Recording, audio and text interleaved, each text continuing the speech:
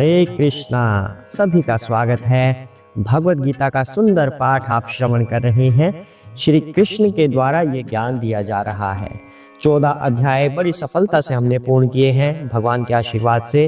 अब हम 15वां अध्याय कर रहे हैं जिसका शीर्षक है पुरुषोत्तम योग। इसमें भगवान ने आरंभ में ही एक बात बोली है, जो आध्यात्मिक जगत और भौतिक जगत होता है उनकी तुलना एक वृक्ष की सहायता से भगवान कर रहे हैं कि जैसे आध्यात्मिक और जो भौतिक जगत है उन दोनों के बीच में एक लकीर सी है, जैसे जो उस लकीर के नीचे का वृक्ष है वो ऊपर वाले वृक्ष की एक परछाई मात्र है। भौतिक जगत में परछाई वाला वृक्ष है, आध्यात्मिक जगत में असली वाला वृक्ष है। वस्तु आध्यात्मिक जगत में है लेकिन परछाई भौतिक जगत में है। भौतिक जगत में वस्तु नहीं होती। तो वास्तव में ये वृक्ष है क्या? ये वृक्ष ऐसे है कि जो हमारे भौतिक बंधन होते हैं उन्हें एक वृक्ष की सहायता से यहाँ पर दर्शाया गया है कि वृक्ष की जैसे टहनियां बढ़ती हैं इसी तरह हमारे इंद्रिय विषय बढ़ते हैं। वृक्ष की जो जड़ें हैं वो सकाम कर्म होते हैं हमारे। जैसे जैसे हम सकाम कर्म बढ़ाते जाएंगे वृक्ष की जड़ें और मजबूत होती जाएंगी। इसका मतलब हमारा भौतिक रूप से बंधन और ज्यादा मजबूत होता जाएगा।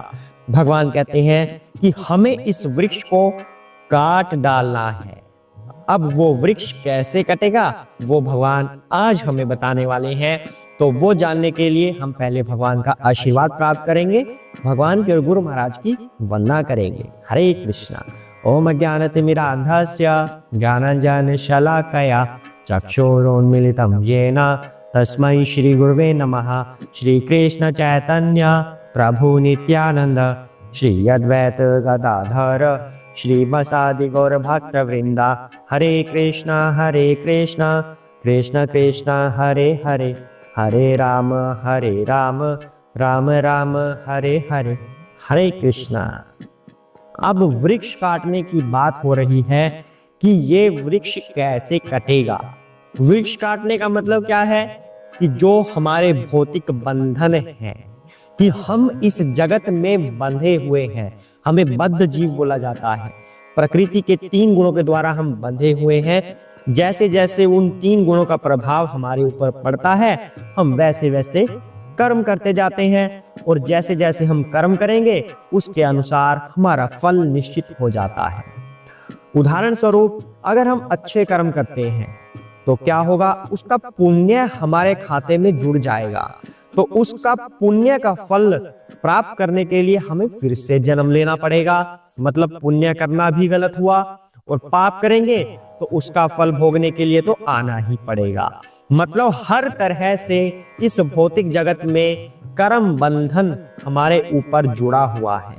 तो जो ये वृक्ष है ये उसी को संकेत करता है कि कैसे हमारा कर्म बंधन बढ़ता जाता है। जैसे जैसे वृक्ष की जड़ें पोषित होंगी सकाम कर्म के द्वारा, मटेरियल एक्टिविटीज के द्वारा, मतलब भौतिक क्रियाओं के द्वारा, जैसे जैसे हम कुछ भौतिक लाभ प्राप्त करने के लिए कर्म करते जाते हैं तो हमारा ये कर्म बंधन और ज्यादा मजबूत होता है, ये वृक्ष और ज्यादा बड़ा होता जाता है। अब ये वृक्ष कैसे कटेगा? अब भगवान के आदेश से भगवान जो उपदेश दे रहे हैं अर्जुन को, हमारे लिए ही दे रहे हैं। वो उपदेश हम सुनते हैं, उससे हमें पता चलेगा कि ये भौतिक बंधन कैसे कटेंगे, वरना पाप पुण्य दोनों में हम फंसे रहेंगे। पुण्य भी करेंगे और फिर भी फंसना, मतलब अच्छा कर्म किया फिर भी फंस गए। तो आखिर इससे निकले कैसे, आइए जानते हैं। हरे कृष्णा। न रूपम अस्य इह तथा उपलभ्यते, न अंतः न च आदिः न च संप्रतिष्ठा, अश्वत्थम मेनम सुविरूढ़ मूलम असंग शस्त्रेण दृढ़ेन छित्वा, ततः पदम तत् परिमार्गितव्यम यस्मिन् गताः न निवर्तन्ति भूयः तम एव च आद्यं पुरुषं प्रपद्ये यतः प्रवृत्ति प्रसृता पुराणी। हरे कृष्णा। भगवान कह रहे हैं इसमें इस वृक्ष के वास्तविक स्वरूप का अनुभव इस जगत में नहीं किया जा सकता। कोई भी नहीं समझ सकता कि इसका आदि कहाँ है, अंत कहाँ है या इसका आधार कहाँ है। लेकिन मनुष्य को चाहिए कि इस दृढ़ मूल वाले वृक्ष को विरक्ति के शस्त्र से काट गिराए। तत्पश्चात उसे ऐसे स्थान की खोज करनी चाहिए जहां जाकर लौटना न पड़े और जहां उस भगवान की शरण ग्रहण कर ली जाए जिससे अनादिकाल से प्रत्येक वस्तु का सूत्रपात तथा विस्तार होता आया है। हरे कृष्णा। भगवान ने इतनी बड़ी बात हमें बता दी कि हम इस भौतिक जगत के बंधनों से कैसे निकलें, इस वृक्ष को कैसे काट गिराएं जो परछाई के रूप में विद्यमान है लेकिन इसने हमें जकड़ा हुआ है। कैसे? अब एक एक शब्द से हम इसका अर्थ निकालते हैं। भगवान क्या कह रहे हैं? इस वृक्ष के वास्तविक स्वरूप का अनुभव इस जगत में नहीं किया जा सकता।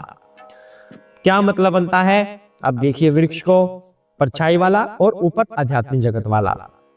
जो व्यक्ति भगवान के साकार रूप को नहीं मानते वो कहते हैं ब्रह्म ही सत्य है, जगत मिथ्या है।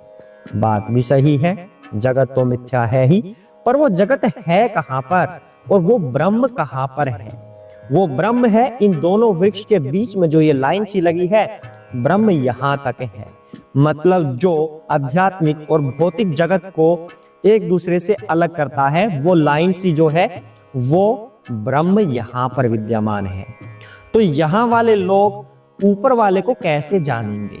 जो इस स्टेज पर हैं, इस जगह पर हैं, लाइन वाली जगह पर, ये ऊपर वाले को नहीं जानते। वही भगवान कह रहे हैं इस जगत में इसके वास्तविक स्वरूप का ज्ञान नहीं हो सकता, नहीं जान सकते इसको। आगे भगवान कहते हैं कोई भी नहीं समझ सकता कि इसका आदि कहाँ है, अंत कहाँ है, इसका आधार कहाँ है। अब वास्तव में ये वृक्ष जो बना हुआ है ये कैसे बना हुआ है? मतलब नीचे का जो हिस्सा है वो निम्नतर लोक है, थोड़ा और ऊपर जाते हैं हम मतलब उच्चतर लोक आ जाते हैं, और जहां पर ये लाइन लगी हुई है मतलब वृक्ष का नीचे वाले वृक्ष का हिस्सा खत्म हो जाता है जहां पर, या कह सकते हैं जहां से वृक्ष शुरू हो रहा है उल्टा वृक्ष, तो उससे ऊपर के लोग जो हैं वो आध्यात्मिक लोक हैं। जो ऊपर वाला वृक्ष है वो आध्यात्मिक लोक में स्थित है। तो बात यहाँ पर ये हो रही है कि इस वृक्ष के बारे में कोई भी नहीं जान सकता ये शुरू कहाँ से होता है, खत्म कहाँ से होता है। तो ये बात तो कोई जान नहीं सकता, तो क्यों नहीं जान सकता? क्या दिक्कत आती है इसको जानने में कि हम नहीं जान पा रहे? वास्तव में हम इस जगत के लिए बने ही नहीं हैं। हमारा असली घर आध्यात्मिक जगत है, हम वहां जाना चाहते हैं। हम कैसे जाने कि हम कहां से आए हैं? अब ये कुछ इस तरह से है जैसे बच्चे होते हैं घर में, वो बोलते हैं मम्मी मम्मी मुझे खेलना है, मुझे भी एक किचन सेट ला कर दो, मैं भी खेलूंगा। तो मम्मी कहती है कि मैं तुम्हें देती तो हूँ सब खाना वगैरह बना के, तुम्हें क्या जरूरत है इन चीजों की, क्यों खेल रहे हो? नहीं मम्मी मुझे खेलना है। तो ठीक है जी, लो, छोटी सी गैस दे दी खिलौने के रूप में और सारा सामान दे दिया। एक बच्चा पिता बनता है, एक बच्चा मम्मी बनती है, बाकी छोटे छोटे उनके बच्चे बन जाते हैं, खेलते हैं। पर खेलते खेलते उनको लगता है कि अब तो भूख लग गई है, अब खेलना नहीं है, मम्मी से खाना मांगते हैं। मम्मी भूख लगी है। मम्मी कहती है बच्चों तुम्हें दे तो दिया सारा सामान, ये गैस स्टोव सब कुछ बनाने का, अपने आप बना लो। तो बच्चा कहते हैं नहीं मम्मा इससे कुछ नहीं बन रहा, मुझे खाना चाहिए, भूख लगी है। मम्मा नहीं दे रही। भाई तुमने जिद की थी खेलने की तो खेलो, अपने आप घर घर खेलो। अब बच्चे को रोना आ गया, नहीं मम्मा इससे कुछ नहीं बन रहा, इससे खाना नहीं बन रहा, मुझे खाना दो। यही हालत हमारी है। हम इस संसार में जो फंसे हैं वो नकली घर घर हम खेल रहे हैं। हमारी असली फैमिली ऊपर है, असली परिवार हमारा ऊपर आध्यात्मिक जगत में है। जब भूख लगी हमने मम्मी को पुकारा, मतलब छोटे बच्चे ने मम्मी को पुकारा जब भूख लगी। और जब हमें भूख लगती है, हमारी आत्मा को भूख लगती है, तब हम भगवान को पुकारते हैं। जो हमारे दिल की भूख है, हमारी आत्मा की भूख है, उसे कौन पूरा करेगा? उसे हरि नाम पूरा करेगा, भगवान की शरण उसे पूरा कर सकती है।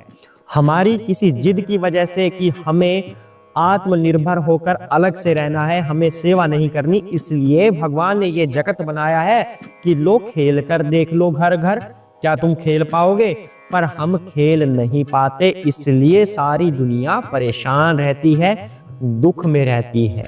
जब भूख लगती है तो फिर माता पिता याद आते हैं, पर असली माता पिता श्री कृष्ण हैं। जब आत्मा की भूख लगती है तब श्री कृष्ण उसे पूरा कर सकते हैं, वो हमारे माता पिता हैं। तो यही भगवान कह रहे हैं, कोई नहीं समझ सकता इसका आदि कहाँ है, अंत कहाँ है, आधार कहाँ है। लेकिन मनुष्य को चाहिए कि इस दृढ़ मूल वाले वृक्ष को काट गिराए। कैसे काट गिराए? विरक्ति के शस्त्र से काट गिराए। विरक्ति का शस्त्र मतलब डिटैचमेंट। मतलब क्या हुआ कि हमें वैराग्य की भावना पैदा करनी है, भगवान से हमें आसक्ति बढ़ानी है, संसार से हमें विरक्ति बढ़ानी है। तब ये वृक्ष अपने आप ही डल होता जाएगा, खत्म होता जाएगा और भगवान के पास हमारी दूरी खत्म होती जाएगी।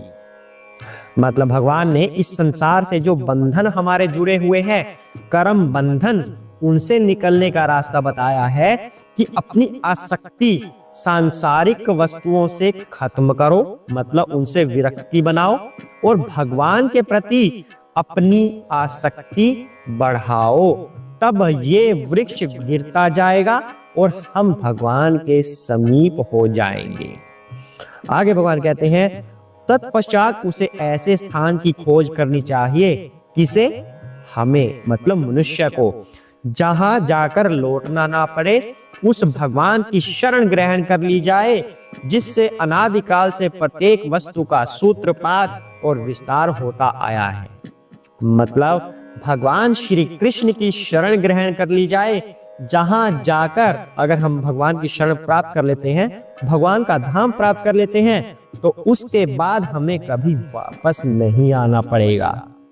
इस भौतिक जगत में हम फिर कभी नहीं आएंगे अगर हम श्री कृष्ण की शरण ग्रहण कर लेते हैं। ये श्री कृष्ण वही भगवान है जिनसे इस पूरी सृष्टि का सूत्रपात होता है, जिन्होंने हमें खेलने के लिए ये घर घर दिया है।